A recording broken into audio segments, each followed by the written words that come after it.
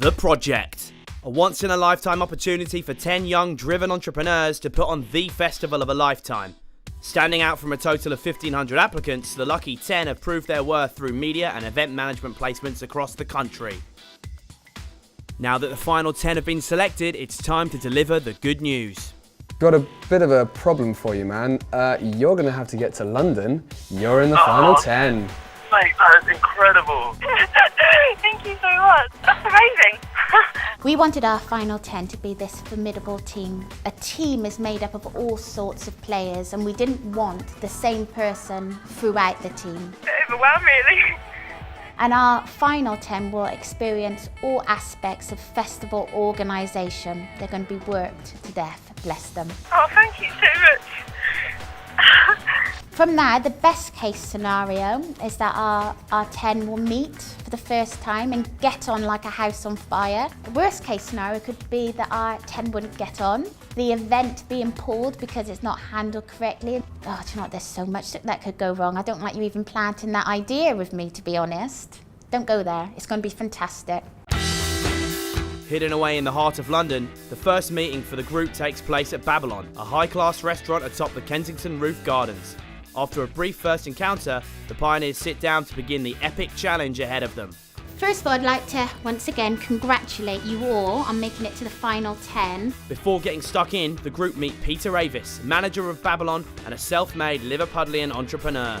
From being a lad in Liverpool that had no direction, no education, went on this journey and literally gave myself a 10-year game plan, is a situation I see you 10 in right now. You've got this massive event coming up. It's not so much about what you can make from it, but what you can give from it. For fellow Northwesterner Josh, the story brought particular meaning. Hearing Peter's story was really eye-opening to show that there's opportunities out there if you want to go and get stuck in. And after being allocated their jobs, the group headed out for their official photo.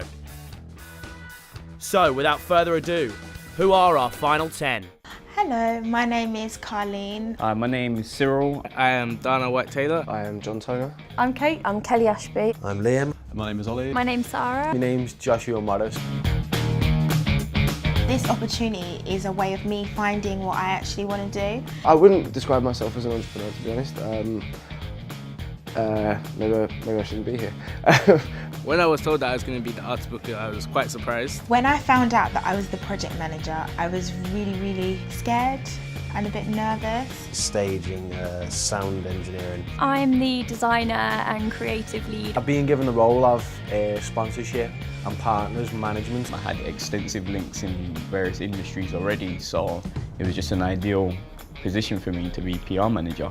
I think as show producer, I think it's going to be geared towards the end of the project. I am a bit of a social media freak, so I kind of can kind of crack on with it. If they believe that I can do it, then I know I can do it.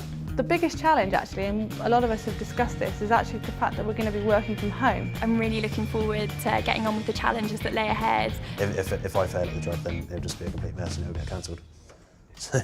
Quite a lot of pressure.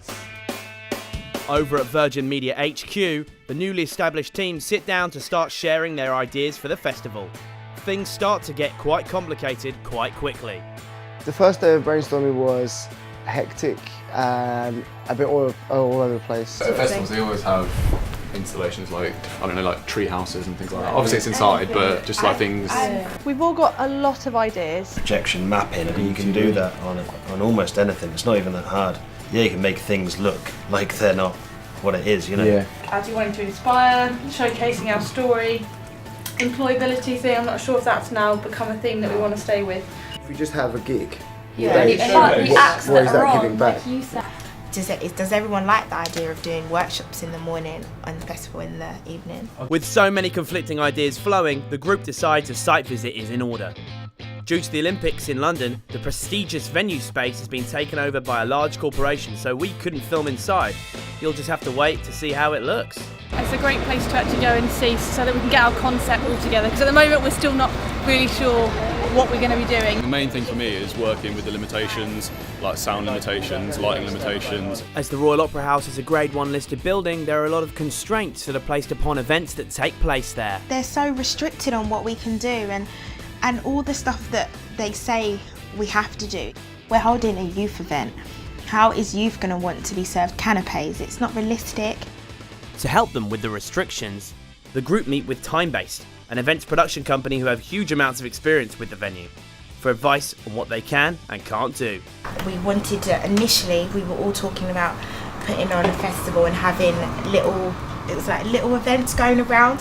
But since seeing the venue, members of the group feel like that should change. But it's kind of like you have to go back to the drawing board again. At uni, I went to the Freshers' Fair, and that's all I can picture it as being. I think for the main bit downstairs, I think we really need to go for that to make it impressive. To have everything on this one stage, it's a bit like monotonous. It depends how we make that stage. I think you can still achieve that. It's just how you lay it out, you know, because even if you make the stage the focal point, it doesn't mean that you can't do a fashion show in between a band, or you can't do a movie or show something on the screen. And with one member of the group bringing some inspirational images, new ideas start to crop up.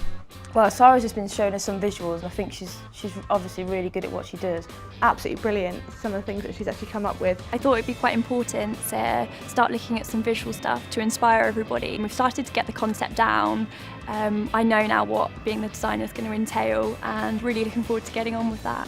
The day rounds off with a presentation to Virgin Unite, who in turn offer some pretty solid advice. Make the most of Richard as well. You know, don't underestimate his power to pull the press, but don't just get him to stand there with the press. You know, you want to create a photo opportunity. So, with a huge amount to take in and initial meetings over, it's time for the 10 to return home where the real work begins. With so much to do, can they pull it together? Find out next time on The Project.